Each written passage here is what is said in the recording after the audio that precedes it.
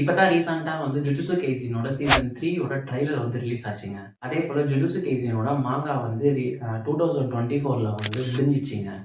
மாங்கான்றது என்னன்னு தெரியாதவங்களுக்கு நான் வேற ஒரு வீடியோ ஒன்று போறேன். இந்த வீடியோல நம்ம எதை பத்தி பார்க்க போறோம்னா, ஜுஜுட்சு கைசினோட மாங்கா ஆர்டிஸ்ட் அவர் வந்து கீகி அகுட்டாமி. அவர் வந்து புதுசா வந்து ஒரு மாங்காவை வந்து ரிலீஸ் பண்ண போறாருங்க.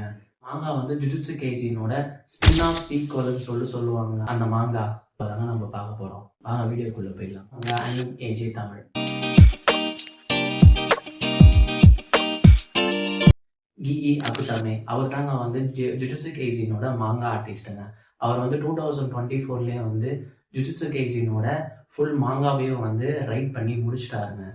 அதுக்கப்புறம் வந்து ஃபேன்ஸ் வந்து ஜுஜுட்சு கைசின் வந்து முடிஞ்சிச்சுன்னு தான் நினச்சிருப்பீங்க. ஆனால் அதுதாங்க இல்லை.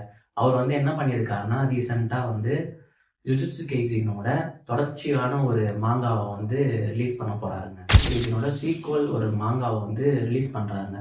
என்னடா இது ஸ்பின் ஆஃப் சீக்வல் அப்படிலாம் சொல்றியா அப்படின்னா என்னன்னு தெரியலன்னு நினைக்கிறீங்களா? இருங்க நான் உங்களுக்கு எக்ஸ்பிளைன். ஸ்பின் ஆஃப்னா என்ன மீனிங்னா சேம் யூனிவர்ஸ் பட் டிஃப்ரெண்ட் ஸ்டோரின்னு சொல்லுவாங்க. அதாவது வந்து ஒரே உலகம் தான், ஆனால் வந்து வேற ஒரு இடத்துல நடக்கிற சம்பவத்தை வந்து மென்ஷன் பண்றது தாங்க. சீக்வல்ன்றது மீனிங்ஸ் என்னன்னா வந்து இப்போ வந்து தொடர்ச்சின்னு சொல்லுவாங்க. இப்போ வந்து ஜேஜேகே வந்து மாங்கா முடிஞ்சிருச்சுன்னு நினச்சிருப்பீங்க.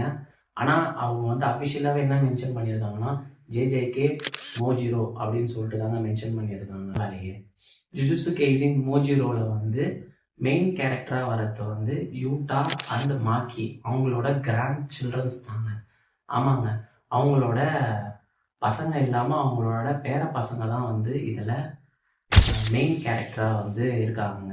இதில் ஸ்டார்டிங்லேயே பார்த்தீங்கன்னா மெயின் கேரக்டர்லாம் வந்து சின்ன பசங்க மாதிரி இருப்பாங்க.